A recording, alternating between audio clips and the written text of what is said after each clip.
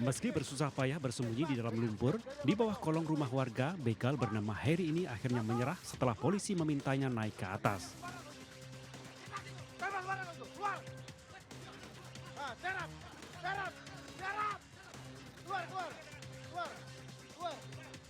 Heri mengaku capek bersembunyi di bawah kolong rumah dan akhirnya lebih memilih untuk menyerah.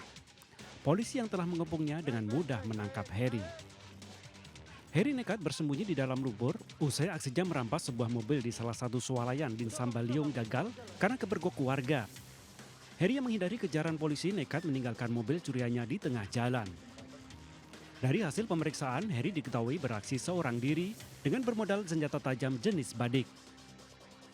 Pelaku juga tak segan mengancam korban apabila tidak menyerahkan kendaraannya. Sebelumnya, aksi pencurian mobil yang dilakukan pelaku juga pernah gagal. Mobil tersebut mogok karena kunci remote mobil berhasil diamankan pemilik kendaraan saat pelaku berupaya membawa kabur mobilnya. Dari Berau, Kalimantan Timur, Zuhri Ainus melaporkan. Dua orang wanita pengendara motor terjatuh di dalam saluran air saat menghindari seorang kakek yang menyeberang jalan seberangan. Akibat dari insiden ini, kedua korban luka parah dan sempat berteriak histeris saat meminta pertolongan.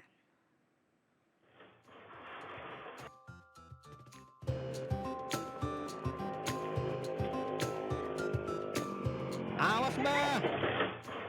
Ya kan, mbak-mbaknya yang udah dandan cantik jadi terjatuh dalam selokan bersama motor yang dikendarainya. Lain kali kalau nyebrang jalan pastikan aman dulu ya, biar tidak merugikan orang lain. Kalau seperti ini kan jadi kasihan.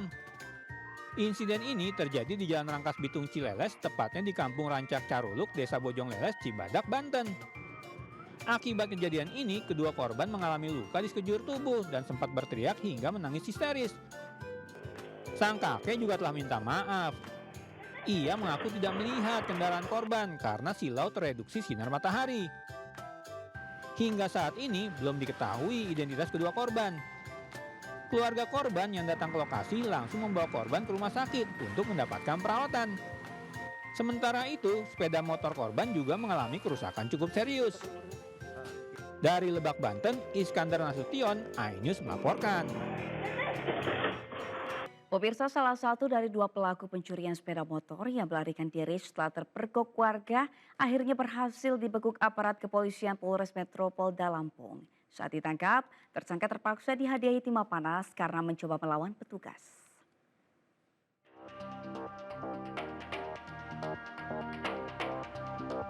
Inilah rekaman CCTV di sebuah kafe di wilayah Kecamatan Metro Pusat, Kota Metro. Dua orang pelaku mencuri sepeda motor yang parkir di halaman. Namun aksi keduanya diketahui pemilik motor yang langsung bersama-sama warga menghajar pelaku. Melihat temannya jadi bulan-bulanan warga, salah satu pelaku mengeluarkan senjata api jenis pistol dan langsung melepaskan tembakan. Jelas saja, sontak para warga berhamburan menyelamatkan diri. Kondisi tersebut segera dimanfaatkan kedua pelaku untuk melarikan diri. Berbekal rekaman CCTV, polisi berhasil menangkap salah satu pelaku. Saat hendak ditangkap, pelaku bukannya menyerah tetapi malah nekat melawan. Wajar saja bila kemudian polisi mengambil tindakan tegas terukur dengan menembak kaki pelaku. Pelaku atas nama Aman Yudi ditangkap saat mencoba melarikan diri ke Pulau Jawa melalui Pelabuhan Bakauni. Bagi polisi, pelaku bukannya orang asing. Tersangka sebelumnya pernah ditangkap dalam kasus serupa dan mendekam di penjara Nusa Kambangan. Setelah bebas bukannya tobat, pelaku malah kembali beraksi. Dari pengakuannya, tersangka bersama temannya telah beraksi lebih dari 10 kali di Kota Metro. Saat ini polisi masih memburu rekan tersangka atas nama Eko Sabun yang masih buron. Baik, sementara untuk pelaku sebelumnya melarikan diri ya ke Jawa. Kemudian dilakukan pengejaran oleh tim TK Polda Lampung di Bakauni. Setelah diamankan di Bakauni, setelah itu baru diserahkan ke TK. Kalau pengakuan tersangka sendiri, senjata dapat dari mana itu, Pak? Untuk senjata milik dari temannya. Bersama tersangka, polisi mengamankan barang bukti berupa kunci letter T dan satu unit sepeda motor. Atas perbuatannya, tersangka pastinya bakal kembali ke penjara karena dijerat pasal pencurian dengan kekerasan dengan ancaman hukuman selama 12 tahun penjara. Semoga kali ini pelaku kapok dan setelah usai menjalani hukuman penjara tidak kembali melakoni aksi kriminal. Tim Liputan iNews melapor. Polisi mengungkap motif penyiraman air keras terhadap suami istri yang terjadi di Duri Kosambi, Cengkareng, Jakarta Barat. Selain sakit hati karena sering dimarahi ke korban, pelaku juga terinspirasi dengan maraknya kasus penyiraman air keras.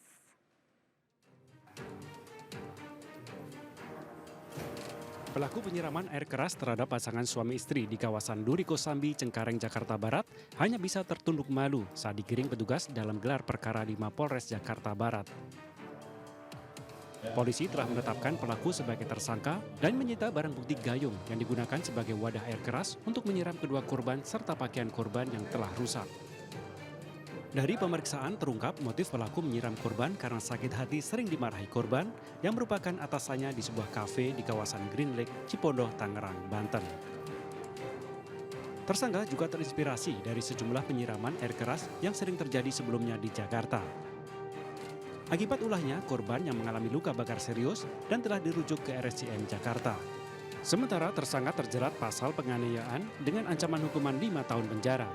Dari Jakarta, Miftahul Gani, iNews melaporkan.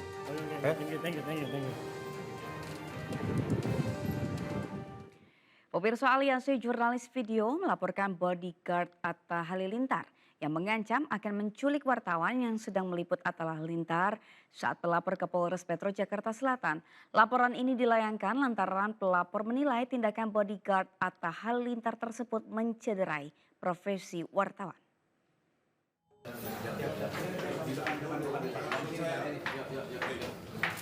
Ya, coba nggak pakai acara ngancam wartawan. Pasti nggak seribet ini nih urusannya, Bapak ke. Masalah kasus pencemaran nama baik belum kelar, muncul lagi masalah yang baru. Ajudannya terekam kamera mengancam awak media dengan kata-kata culik sesaat setelah Atta Halilintar lepas bikin laporan. Takut. Ya, mungkin niat bapaknya baik, mau mengamankan. Cuma kenapa harus pakai acara ngancam mau nyulik wartawan? Padahal di situ lagi banyak wartawan yang tengah meliput dan merekam. Hasilnya booming deh, Pak. Terus dilaporin ke Mapolres Metro Jakarta Selatan oleh Aliansi Jurnalis Video karena tindakan bapaknya dinilai telah mencederai profesi dan pekerjaan wartawan serta melakukan ancaman. Ini dampaknya besar terhadap teman-teman media, teman-teman wartawan.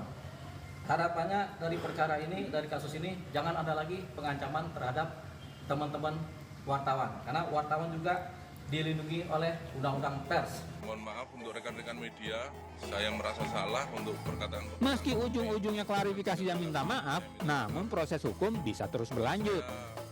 Buat informasi aja ya Pak, tugas media itu memang mencari berita, cari kebenaran dan mencari informasi dari artisnya. Jadi sudah kerjaannya Pak. So jangan diancam culik dong. Dari Jakarta, Sofian Firdaus, iNews melaporkan. Pemirsa, Densus 88 Anti Teror Polri menangkap 7 orang yang diduga melakukan provokasi terkait kunjungan Paus Fransiskus di Jakarta. Provokasi dilakukan melalui media sosial para pelaku dari berbagai wilayah.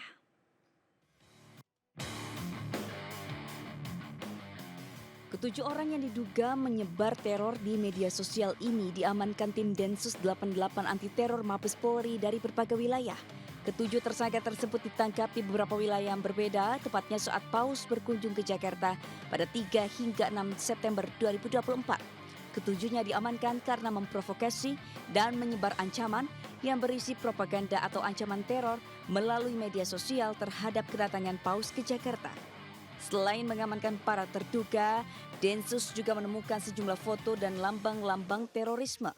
Densus 88 telah melakukan penegakan hukum terhadap tujuh orang pelaku ya, yang tersebar dari Bangka Belitung, Sumatera Barat, DKI Jakarta dan di Jawa Barat yang melakukan provokasi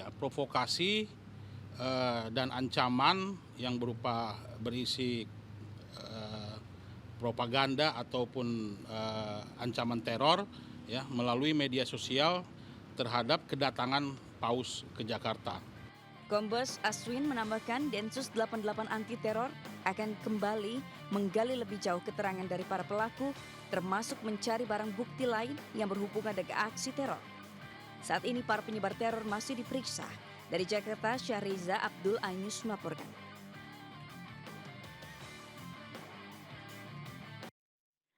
Pemirsa, pemimpin Katolik dunia Paus Fransiskus meninggalkan Indonesia Jumat pagi. Usai berkunjung di Indonesia, Paus melanjutkan lawatannya ke Papua Nugini. Pemimpin Katolik dunia yang juga Kepala Negara Vatikan Paus Fransiskus meninggalkan Indonesia untuk melanjutkan lawatannya ke Papua Nugini, Timor Leste, dan Singapura. Paus Fransiskus tiba di Bandara Soekarno-Hatta menggunakan minibus. Paus meninggalkan Indonesia melalui Bandara Internasional Soekarno-Hatta Tangerang pada pukul 10.30 waktu Indonesia Barat. Menteri Agama Republik Indonesia Yakut Khalil Qomas turut mengantarkan Paus ke pesawat di mana maskapai Garuda Indonesia disiapkan untuk mengantarkan Paus menuju Port Moresby, Papua Nugini. Selain ditemani Menteri Agama, keberangkatan Paus ini juga ditemani Uskup Agung Jakarta Kardinal Ignatius Suharyo, Ketua Konferensi Wali Gereja Antonius Subianto Bunyamin, serta Ketua Panitia Kunjungan Apostolik Paus Fransiskus ke Indonesia, Ignatius Jonan. Selama kunjungannya di Indonesia, Paus mengaku terkesan dengan keramah tamahan warga Indonesia. Paus merasa bahagia bisa hadir di Indonesia dan mendapat sambutan yang luar biasa.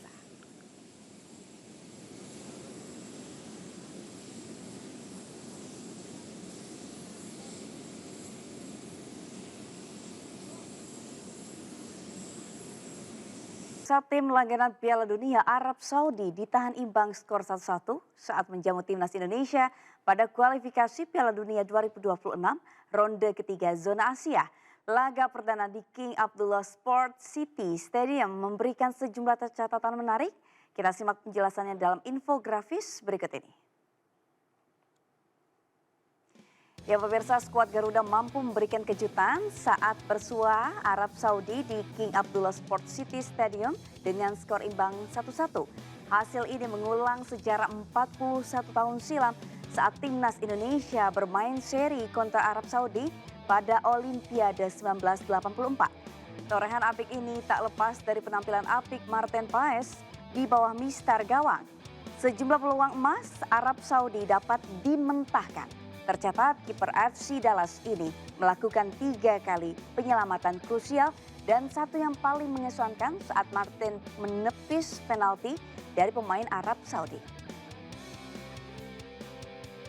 Pemirsa, di sisi lain, juru taktik Sinteyong punya racikan jitu dengan menerapkan skema 3 bek tengah dalam format 3-4-3. Lini pertahanan yang dijaga Rizky Ridho, J. Ijas, dan Calvin Verdonk terbukti cukup merepotkan juru gedor elang hijau.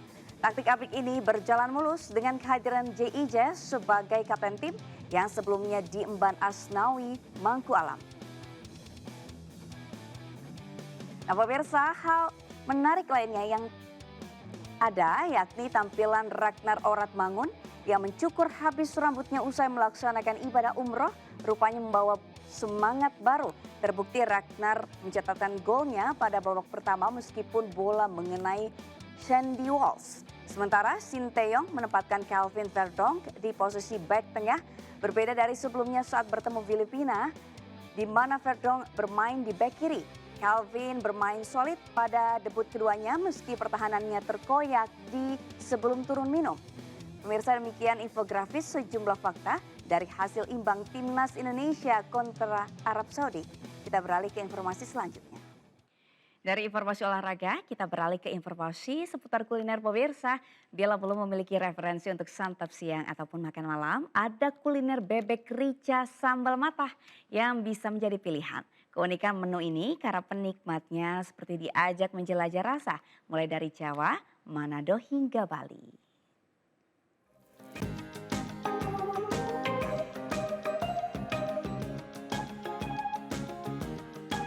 Ini dia kuliner unik bebek rica sambal mata. Dari tampilannya saja sudah langsung menggugah selera. Taburan cabai dan sayuran lalap semakin menambah aroma kelezatannya. Aduh, jadi tidak sabar untuk segera menyantapnya. Tapi sebelum memuaskan lidah dengan bebek rica sambal mata ini, kita coba dulu tengok proses pembuatannya. Pertama-tama, bumbu rica-rica yang biasanya dihaluskan, tetapi kali ini diolah dengan cara berbeda. Bawang putih dan bawang merah, cabai rawit, kunyit serai, serta daun jeruk dipotong secara kasar, mirip dengan pembuatan sambal mata khas Bali. Teknik ini membuat tekstur bumbu lebih terasa dan memberikan sensasi gigitan yang menggugah selera. Setelah semua bahan diiris kasar, rempah-rempah ditumis hingga harum mengeluarkan aroma khas perpaduan bawang dan serai. Sentuhan terakhir berupa daun kemangi segar yang langsung dimasukkan ke dalam tumisan.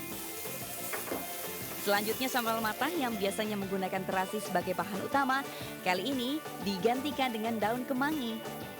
Inovasi ini memberikan sentuhan aroma lebih segar dan harum serta rasa yang khas tanpa mengurangi kekuatan rasa pedas dari sambal. Semua bumbu tersebut kemudian dipadukan dengan daging bebek goreng. Nah, setelah siap, waktunya kini menyantap bebek goreng rica sambal matah. Memang kita buat berbeda dengan yang lain, jadi kita memang potong-potong agak kasar, jadi biar yang menikmati itu bisa tahu ini isinya apa aja. Jadi terdiri dari bahan-bahan apa aja itu bisa dilihat, bisa dirasakan. Jadi agak berbeda lah jadi. Perpaduan bebek goreng yang renyah dan bumbu rica yang pedas membuat setiap suapan penuh kejutan rasa. Kuliner ini merupakan penggabungan antara menu Jawa, Manado, dan Bali. Sensasinya tuh bebeknya itu empuk, enak banget, bumbunya itu kerasa. Ya sedikit pedas sih. Nggak alot lah, jadi kita pakai sendok, pakai garpu itu gampang banget, jadi udah empuk gitu tekstur dagingnya. Bebek rica dengan sentuhan sambal mata tidak hanya memanjakan lidah, tetapi juga menawarkan pengalaman kuliner yang memadukan tradisi dengan inovasi. Bagaimana pemirsa, apakah Anda tertarik menyajikan menu bebek rica sambal mata untuk makan siang ataupun makan malam? Dari Semarang, Jawa Tengah, Taufik Budi, iNews melaporkan.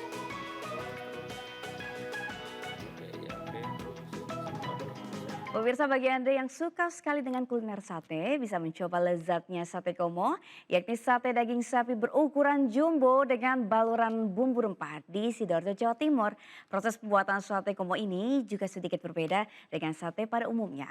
Penasaran seperti apa? Berikut liputannya untuk Anda.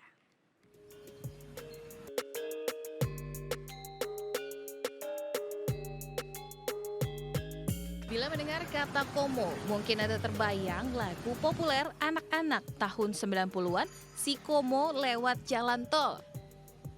Namun Komo yang satu ini merujuk sebutan sate daging sapi berukuran jumbo dengan lumuran bumbu rempah.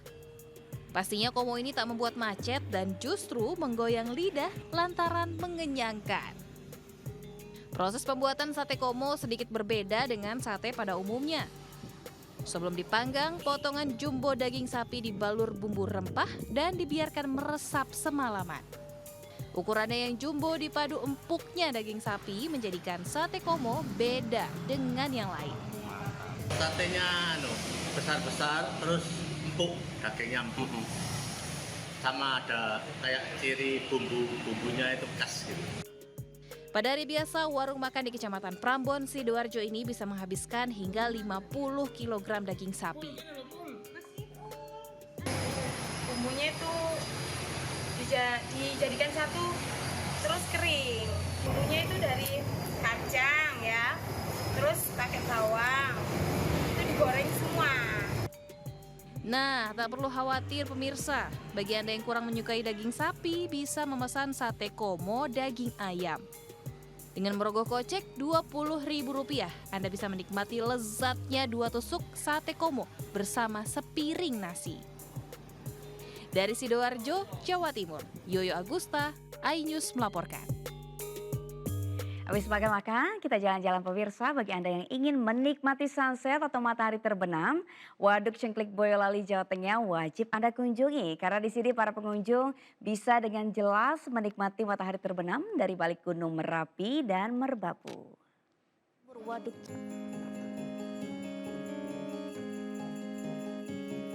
Menjelang sore hari, sejumlah resto yang berderet di sisi timur Waduk Cengklik, Desa Sobokerto, Kecamatan Ngemplak, Boyolali, Jawa Tengah selalu ramai pengunjung.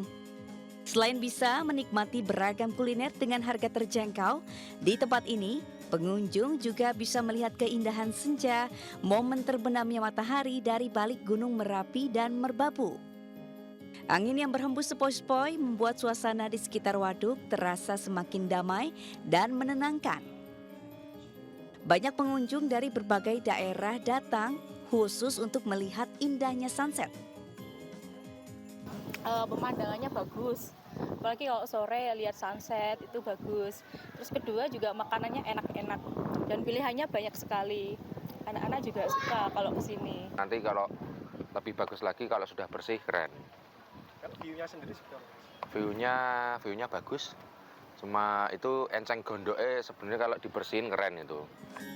Nah, bagi Anda yang penasaran, tidak ada salahnya datang sendiri ke Waduk Cengklik yang berada 1 km sebelah barat Bandara Adi Sumarmo Solo. Dari Boyolali, Jawa Tengah, Tatah Rahmanta, iNews. Terima kasih masih bersama kami di Buletin iNews Pagi pemirsa. Penggerebekan warga terhadap salah satu rumah yang dijadikan tempat peredaran obat terlarang di Kabupaten Purbalingga, Jawa Tengah diwarnai kericuhan. Kericuhan dipicu emosi warga lantaran penghuni rumah berbelit-belit saat diinterogasi warga. Puluhan orang menggerebek sebuah rumah di Desa Karangsari, Kecamatan Karangmoncol, Purbalingga lantaran menjadi lokasi peredaran obat terlarang. Warga mendapati 2 penghuni yang diduga sebagai pelaku pengedar obat terlarang. Keduanya kemudian digiring warga untuk dilakukan interogasi. Namun salah satu pelaku berbelit-belit saat menjawab pertanyaan warga hingga membuat warga geram. Padahal saat penggerebekan warga mendapatkan barang bukti ratusan paket obat terlarang jenis Heximer di kamar pelaku. Konten saja warga pun terpancing emosinya dan nyaris saja menghakimi pelaku. Beruntung kericuan dapat dilerai beberapa warga lainnya.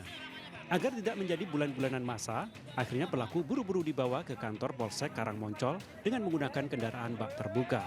Penggerebekan dilakukan warga lantaran ulah kedua pelaku yang secara terang-terangan mengedarkan obat terlarang hingga membuat resah warga. Meskipun telah berkali-kali diperingatkan warga, tetapi tidak digubris oleh kedua pelaku.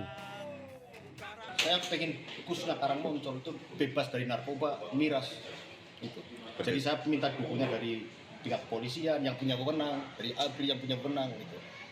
Nah menurut saya menghadapin orang-orang yang kayak miras, jualan narkoba, kalau dengan pakai hukum apa itu nggak jadi. Makanya menurut saya hukumnya hukum jalanan. Setelah menyerahkan kedua pengedar obat terlarang ke pihak berwajib, selanjutnya warga akan terus mencari keberadaan pengedar lainnya yang belum tertangkap. Tim Liputan iNews melaporkan. Akibat kurang berhati-hati saat sedang bersih-bersih halaman rumah, sepasang suami istri terjatuh ke jurang sedalam 30 meter di Ubud Gianyar, Bali. Tim SAR sempat kesulitan mengevakuasi kedua korban karena kondisi jurang yang curam.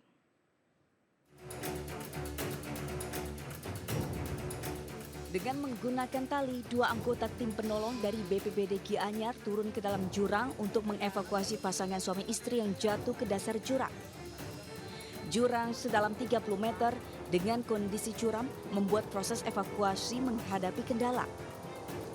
Setelah berjuang selama 1 jam, akhirnya satu persatu korban ditarik ke atas secara beramai-ramai. Kedua korban atas nama I. Gede Artana dan istrinya Niwayan Artini dapat dievakuasi dalam kondisi selamat. Mereka berdua jatuh ke dalam jurang saat sedang bersih-bersih halaman rumah yang berada di tepi jurang di Desa Pliatan, Ubud Gianyar. Keduanya kurang berhati-hati sehingga terpeleset dan terjatuh ke dalam jurang. Istri saya kejun dia ikut tadi. Oh gitu, berarti Pak sempat di atas pagar gitu. Iya. Sedang ngapain Pak? Bersih gitu ya. Terus ada yang luka Pak? Apa sih Pak? Ini punggungnya satu aja sama. Kalau istrinya? Kakinya. Proses evakuasi cukup alot 1 jam itu karena lokasi memang agak kedalaman jurangnya 30 meter ya kira-kira. Itu karena 2 pasang suami istri yang terjatuh dan syukurnya keduanya bisa kita selamatkan dalam kondisi selamat. Kedua korban pasangan suami istri tersebut selanjutnya dibawa ke rumah sakit guna menjalani pemeriksaan medis karena mengalami sejumlah luka. Peristiwa warga terjatuh ke jurang di lokasi ini sudah beberapa kali terjadi karena kondisi tepi jurang yang tertutup tanaman liar sehingga tidak terlihat oleh warga. Tim Liputan iNews melaporkan.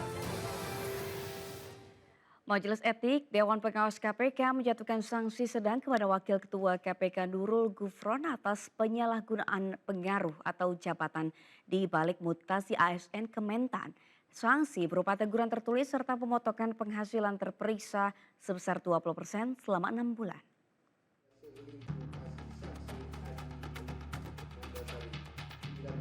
Dalam sidang putusan kasus dugaan pelanggaran kode etik dengan terperiksa Wakil Ketua KPK Nurul Gufron, Dewan Pengawas KPK memutus terperiksa dijatuhi sanksi berupa teguran tertulis. Teguran tertulis yaitu agar terperiksa tidak mengulangi perbuatannya dan selaku pimpinan KPK senantiasa menjaga sikap dan perilaku. Dewas juga memutus untuk memotong penghasilan Nurul Gufron di KPK selama 6 bulan sebesar 20%. Adapun pelanggaran terperiksa disebut terbukti melakukan penyalahgunaan pengaruh atau jabatan di balik proses mutasi ASN Kementan bernama Andi Dwi Mandasari ke Malang, Jawa Timur. Menyikapi putusan Dewas, Wakil Ketua KPK Nurul Gufron menampik ihwal hal memberatkan dan meyakini tidak pernah menggunakan pengaruhnya, melainkan hanya menjalankan komunikasi keluhan ke pihak Kementan. Saya tadi nyampaikan juga, tadi materinya itu ya, bahwa saya mengakui saya menghubungi dalam menyampaikan keluhan berkaitan dengan mutasi. Saya akui itu. Tapi sifatnya menyampaikan keluhan sebagaimana KPK menerima keluhan-keluhan dari platform Jaga Go ID. Itu pertama. Yang kedua, saya juga menyampaikan bahwa peristiwanya pada saat itu tanggal 15 Maret 2022. Bagaimana pasal 23 itu dinyatakan daluarsa selama 1 tahun. Tetapi sekali lagi dipertimbangkan oleh majelis tadi, keberatan saya tentang daluarsa juga tidak diterima. Nah, oleh karena itu sekali lagi ini hanya penjelasan keberatan saya. Ya, oke. Makasih. Dari Jakarta, Tim Liputan iNews melaporkan.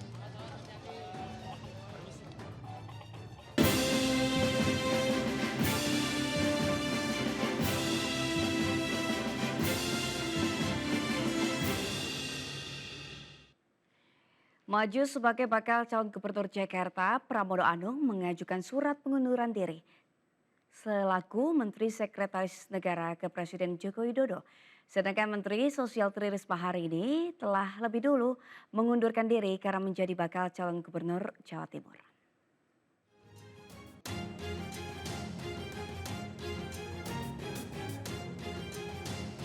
Sekretaris Kabinet Pramono Anung mengungkapkan telah mengirimkan surat pengunduran diri kepada Presiden Joko Widodo melalui Menteri Sekretaris Negara Pratikno. Namun Pramono Anung baru resmi berhenti sebagai Sekretaris Kabinet pada 22 September 2024 mendatang.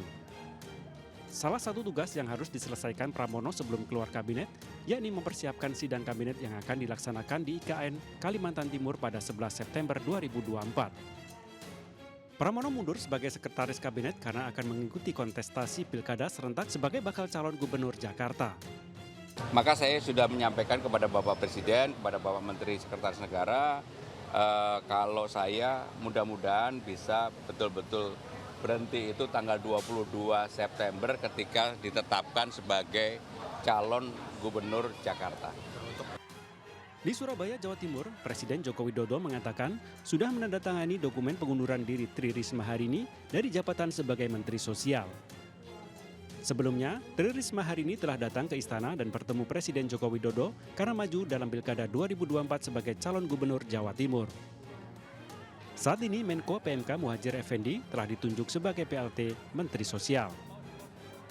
Kepastian mundurnya Menteri Tri Risma dari sudah mengajukan pengunduran diri dan sudah saya tanda tangani pengunduran dirinya. Ya. Namun Presiden Joko Widodo tidak menjelaskan lebih lanjut apakah akan melakukan reshuffle untuk mengangkat menteri definitif menggantikan Tri Risma hari ini serta Pramono Anung.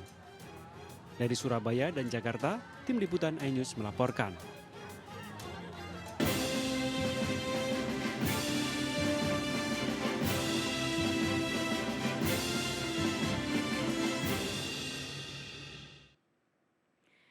Pemirsa, baru saja dilantik sejumlah anggota DPRD Kota Serang periode 2024-2029 langsung menggadaikan surat keputusan pengangkatan kepada pihak bank. Disinyalir mereka menggadaikan SK pengangkatan diduga karena membutuhkan uang mengembalikan biaya kampanye.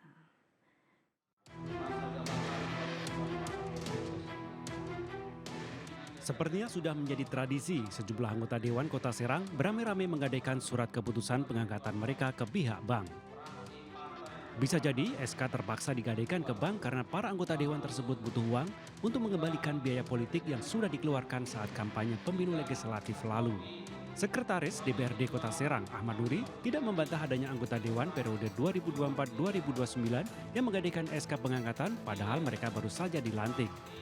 Ada sekitar 10 anggota DPRD Kota Serang yang mengajukan pinjaman kepada bank melalui Sekretariat DPRD Kota Serang. Tapi yang jelas itu seperti PNS lah, menggadaikan itu juga saya kira haknya anggota Dewan terpilih lah untuk menggadaikan SK. Semuanya? Ada yang menggadaikan, ada yang tidak, ada yang menitipkan SK-nya biar tidak ini gimana ada itu. Jumlahnya aja Pak Pram? 10 lebih? Ya sekarang udah yang ada masuk ada sekitar 5 sampai 10 lah. 10 ya? 5 sampai 10 lah. Saya nggak kurang hafal nama-nama itu. Namun Ahmad Nuri tidak membeberkan besaran nominal pinjaman yang diajukan anggota Dewan.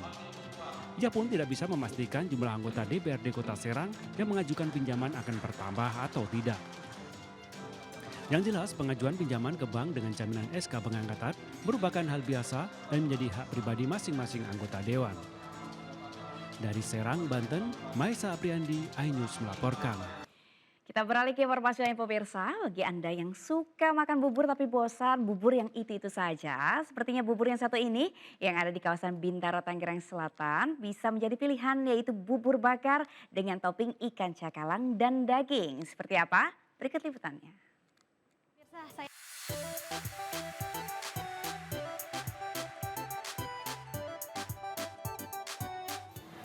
Halo pemirsa, saya mau ngajakin pemirsa buat nyobain sarapan bubur, tapi ini cukup beda karena buburnya namanya adalah bubur bakar. Nah, saya penasaran apakah rasa bubur bakar ini lebih enak dibandingkan bubur biasanya? Jadi yuk kita langsung pesan aja.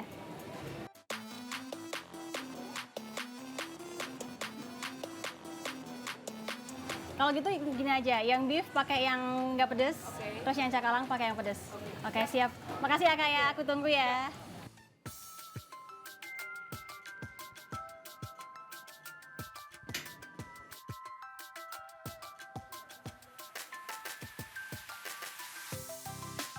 Ini kita coba buka dulu ya.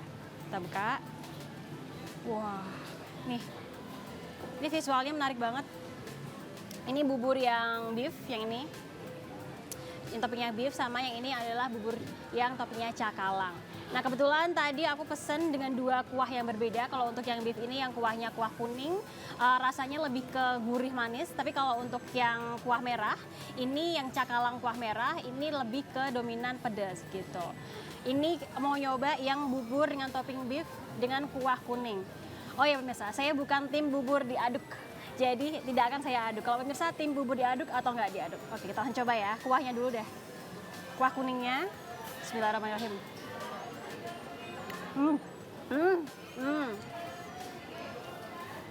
Kuahnya itu kuah kuning yang rasanya dominan ke manis dan juga gurih. Ini kayak kuah-kuah terik Semarang, kalau misalnya pemirsa tahu. Oke, sekarang kita coba buburnya sama kuahnya dulu. Ini buburnya bubur putih biasa,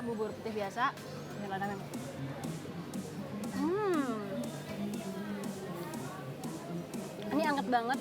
Terus habis itu perpaduan antara buburnya kan hambar ya, dengan kuahnya yang rasanya lebih dominan ke manis dan gurih itu cocok banget untuk sarapan pagi-pagi.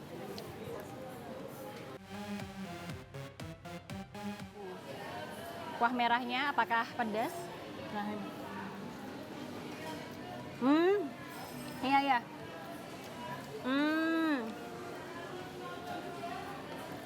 Jadi kuahnya itu mirip kuah sambal goreng, ya kan?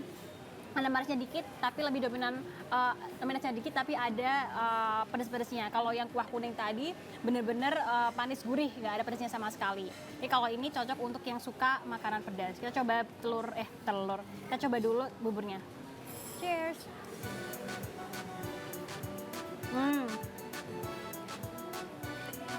Terus ini cakalangnya banyak banget juga, melimpah.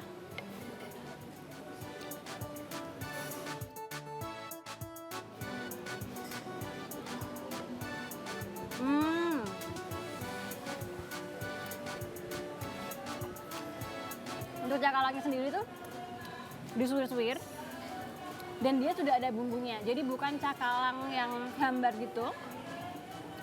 Cakalangnya rasanya ada pedasnya dikit. Terus habis itu ada gurihnya. Dan emang cocoknya kalau untuk cakalang ini yang kuah pedes sih. Jadi lebih nyatu gitu rasanya. Ini juga cocok nih kalau untuk sarapan karena rasanya pedesnya tuh nggak begitu yang pedes banget, masih pedes yang nyaman untuk dirasakan kayak gitu. Cheers.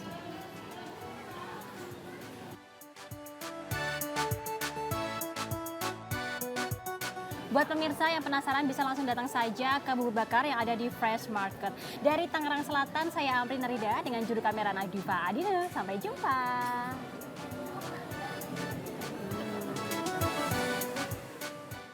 Pemirsa, pantai selatan Jawa terkenal dengan ombak besar dengan pemandangan alam yang eksotik. Nah, weekend kali ini kami akan mengajak Anda ke Pantai Dampar di Lumajang, Jawa Timur. Selain memiliki pemandangan alam yang indah, Pantai Dampar juga menjadi surga bagi peselancar karena memiliki ombak yang ideal serta garis pantai yang panjang.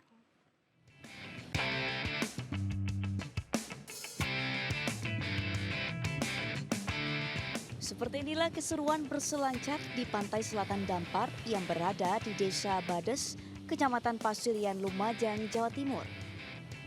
Selain memiliki pemandangan alam yang indah dengan tebing karang yang eksotis, Pantai Dampar juga menjadi surga bagi peselancar karena memiliki ombak yang ideal, yakni mencapai 2 hingga 3 meter.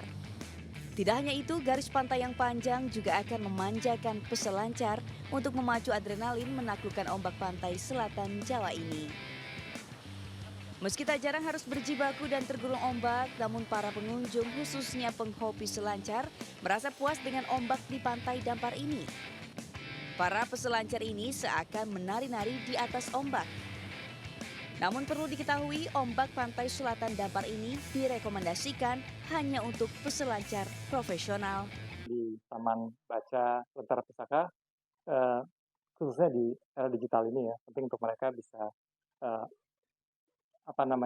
bisa menguasai komputer dan pastinya kami sangat bersyukur dan senang sekali. Kami sangat mengapresiasi kepedulian MNC Peduli dan MNC Sekuritas terkait sudah memilih TB Lentera Pustaka sebagai penerima bantuan teknologi yaitu komputer. Harapan saya semoga anak-anak di sini bisa belajar untuk mengoperasikan komputer dengan sebaik-baiknya. Selain di Bogor, MNC Peduli dan MNC Sekuritas telah membagikan di beberapa tempat di Indonesia. Kegiatan ini akan terus dilakukan MNC Peduli lewat program Generasi Cerdas Anak Bangsa demi Indonesia Emas 2045. Dari Bogor, Jawa Barat, Wildan Hidayat, iNews melaporkan.